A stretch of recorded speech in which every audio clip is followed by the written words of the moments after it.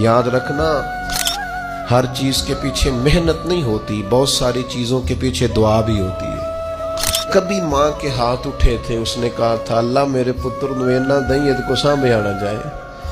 कभी बाप ने कहा था कि इसने मेरी खिदमत की है, भूखा नहीं मरेगा कभी भी। वो कभी जो इल्तजा है, वो दुआ है, वो जो बरकत है तुम्हारे घर में, वो जो बूढ़ों के साथ तुम्हारा रवैया आला तरीन होना चाहिए, उस पर यार नए सिरे से गौर करने की जरूरत पड़ गई है। बुजुर्ग कोनों में बैठ के कहते हैं, नुक्करों में बैठ के कहते हैं, मैनू पुछ दे नहीं, मेरे नाल सलाह नहीं कर दे, मेरे को चुप करके लंघ जाते।